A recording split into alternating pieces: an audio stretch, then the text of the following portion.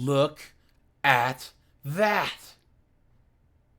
Hey guys, AJ here back with another one for you. So guys, the following clip is from one of my live streams. Guys, I go live Monday through Friday at 5 p.m. Eastern Standard Time. So guys, come and join the lives. We laugh, we cry, we laugh until we cry. And before we get into this clip, guys, like, subscribe, drop a comment. I have a second channel called 50304s. Go and check that out. And hit that join button because it really helps the channel out. And let's get into this. Yeah.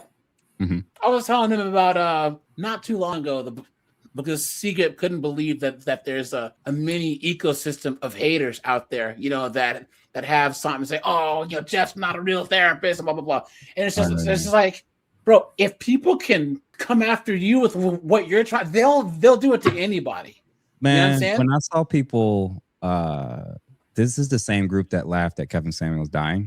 Yeah, fact. Yeah. This is the same group. All good will be attacked. Yeah, this is the same group that has biannual membership appointments at Planned Parenthood. I don't care about their views. All right, like that's not. No. When it comes to empathy, when it comes to care, when it comes to morality, it's usually oriented around whether or not women agree and it's a benefit to them.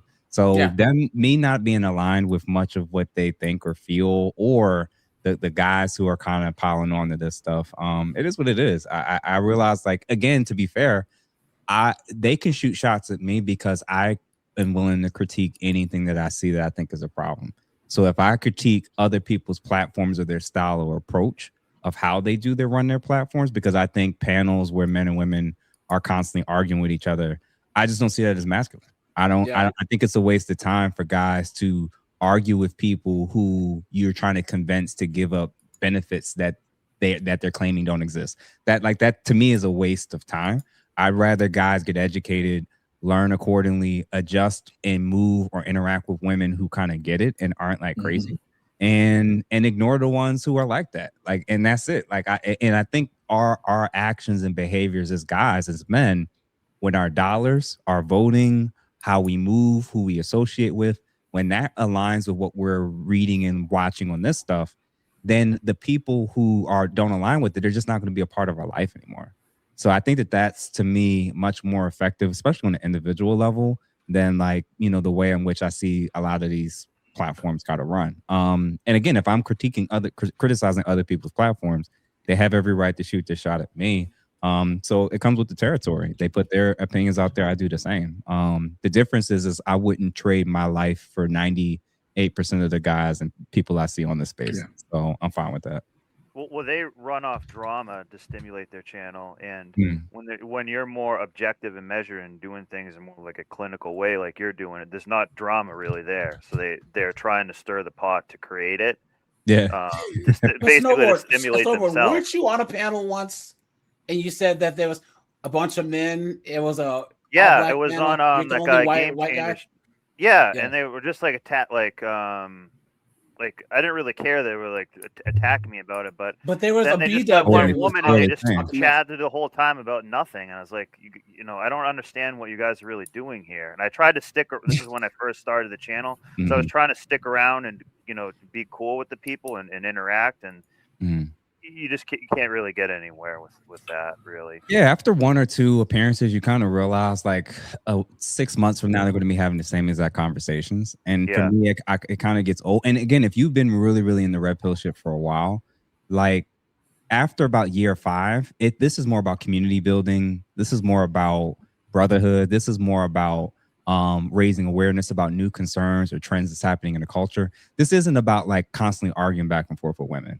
That's just old to me at this point. And also with you, when you any guys that's white, when you get in those panels with black people, what's the best? Didn't work out good. Well, when it was me and the host, I was making good points and I was funny and I was being cool. But then once more people got in, anything I said, in fact, a few times I made them laugh and they had to stop laughing because they were like, he actually had a point. So laughter sometimes is a way you can deliver a truth to disarm someone. So I was doing that, and then they wouldn't say oh, well, he actually had a point there. They would just kind of move on or just say I'm not interacting with him. It's well, there's 4 people on here, so you're we're all gonna that's what we're doing here. Yeah, it's weird, but I've and working and talking with AJ behind the scenes has been very helpful with me learning how to navigate this space better and be very intentional about certain topics I want to cover. Yeah, but and that's Jeff, why there's a big difference between me and you.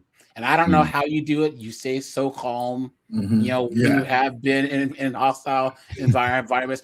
Because guys, I'll cuss you out and kick you off. I cuss and kick. That's what I do. That's what I do, man. I'm not playing games. You guys just see me do it. Because I don't have the patience. That's why the people go, oh, AJ, do debates. I can't do it. I will cuss you out so fast. I'm telling you guys, I would do debates though. But this is the crazy part. I would do debates that are formal, and if I really believed and saw with evidence that the person across from me of any race or gender would debate in good faith. Yeah, my issue is 80% of the people. Though. Yeah, exactly. 85% of the people who do debates don't debate in good faith, and at that point, it's more of a gotcha, trying to use loaded questions or false choices or any. They're just being disingenuous. Some of them are energy vampires that get a boost from you. They're trying to use debate terms that they don't understand. I was on this one guy's panel Saturday night. I was like 7 beers deep, so I was on this panel, and this guy was just like, "You're gaslighting, or you're what do you say? You're trying to straw man." I'm like, dude. Tell me what straw man means. You know what it meant? Put your hands up when you say it. Right? Yeah. I was like, I don't know, but I call it TikTok Tylenol brain debates.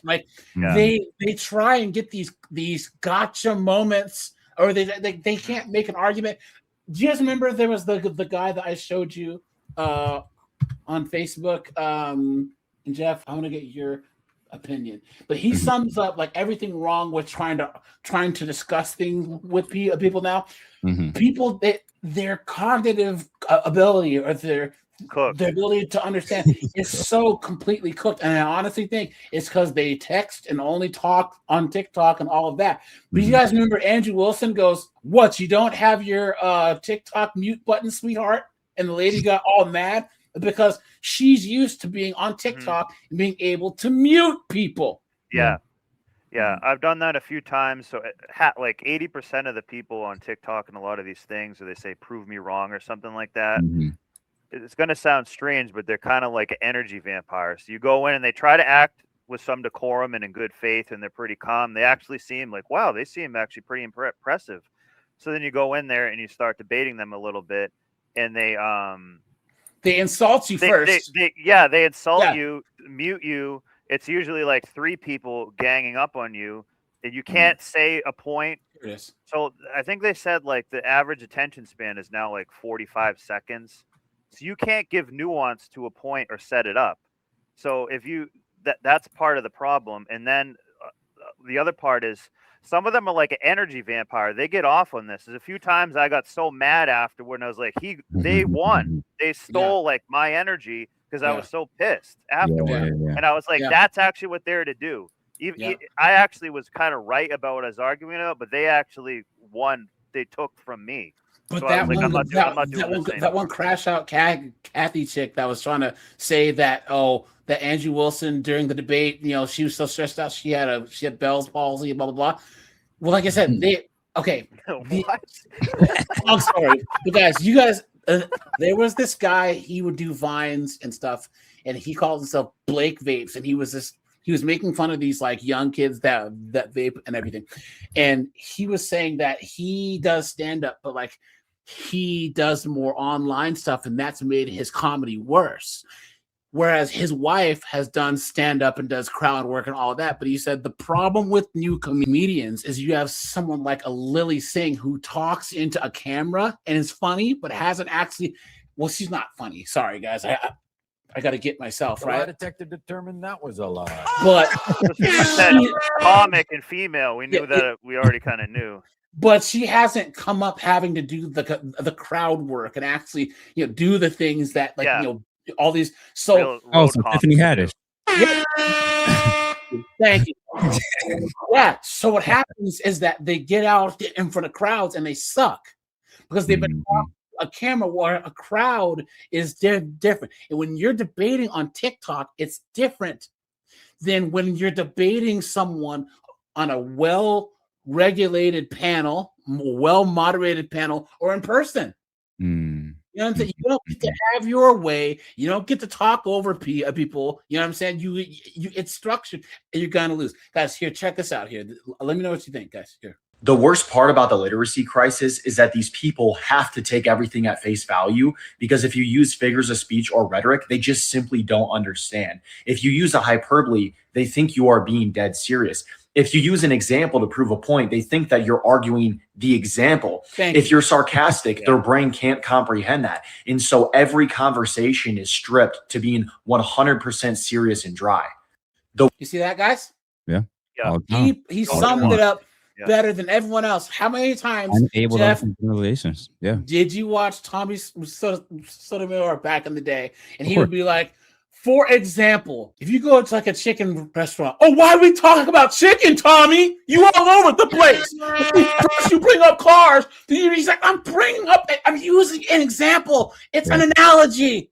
Oh, well, I'm just saying you don't understand. It's like, why are you not? Or you'll say, okay, fine. If you think that this is okay, then you think that essay is okay.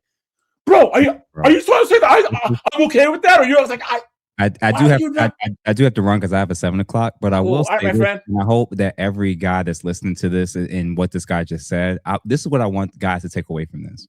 Women have no problem generalizing when it's to their benefit against men. They're very familiar with everything they're accusing you of doing it themselves when it's a benefit to their argument. So rather than assuming they don't know what they're doing and going crazy and allowing the energy they're going to sap from you, already assume that they're fully aware of what's going on. And the moment they reveal that they're playing that game with you, you don't play the game with them. Yeah, that's true. And at that point, I just disengage. I'm like, this is the direction you're trying to take the conversation. I got you. I'll leave you there.